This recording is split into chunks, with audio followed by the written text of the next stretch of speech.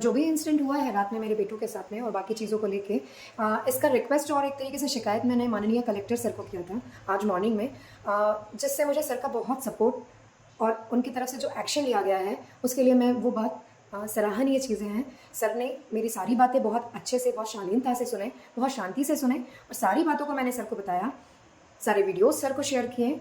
Sir ने उन सभी को देखते हुए और मेरी बातों को सुनते हुए सर ने उस पर तुरंत एक्शन लिया और सर ने जो कार्रवाई की वो सच में काबिल तारीफ है। मैं माननीय कलेक्टर सर को दिल से शुक्रिया कहती हूँ। Thank you so much sir. कल रात को मेरे बेटे के पैर में चोट लग गई थी। चोट इतनी गंभीर थी कि हमें कुछ समझ में नहीं आया और हम पास के ही जो प्राइवेट हॉस्पिटल्स थे और जो प्राइवेट डॉक्टर थे हम उसको लेके गए उसके पास में। अब ये हुआ कि वहाँ पर जैसे ही हम पहुँचे तो डॉक्टर्स अवेलेबल नहीं थे। फिर कुछ समझ नहीं आया तो घबरा के हम लोग उसको WCL हॉस्पिटल लेके गए, जहाँ पर डॉक्टर्स तो अवेलेबल थे इमरजेंसी में, लेकिन वो बाहर नहीं आए। वहाँ पे जो सिस्टर्स थी उनके थ्रू हम लोगों ने कुछ बच्चे को बैंडेज उन्होंने लगा के दिया और फिर एम्बुलेंस से हम लोग सीधे हॉस्पिटल गए, कोराडंगरी हॉस्पिटल, गवर्नमेंट हॉस्पिटल। एक मामूली से टाका लगाने के लिए हम लोग रात के 4 बजे तक परेशान हुए। जैसे ही हम लोग कोराडंगरी हॉस्पिटल पहुंचे वहाँ पर कोई भी स्टाफ अवेलेबल नहीं था। डॉक्टर्स थे ऑन ड्यूटी, वो भी अवेलेबल नहीं थे। वो अपने जो AC वाले रूम होते हैं जनरली वो शायद वहीं पर सोए हुए थे।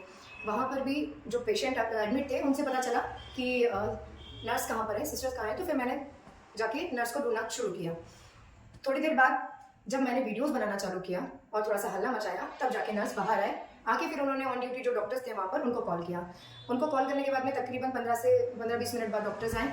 आने के बाद में फिर मेरे बेटे का उन्होंने देखा और वहाँ पर जो धागा था, पतला वाला धागा 3.0, वो भी अवेलेबल नहीं था।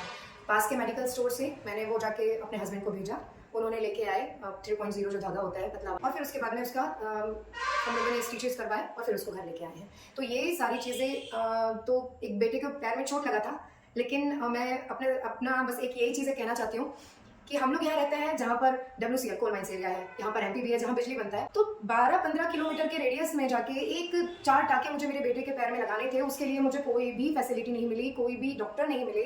तो ऐसे में हम लोग अपनी सेफ्टी और अपना डॉक्टरी उपचार या फिर अपने मेडिकल हेल्थ के इश्यूज़ को लेके कहाँ जाए।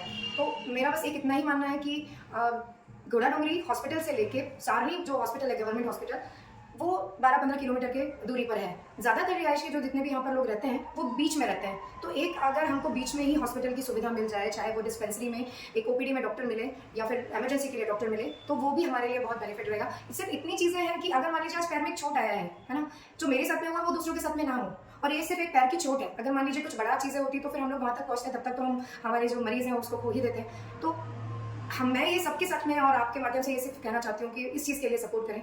Thank you so much.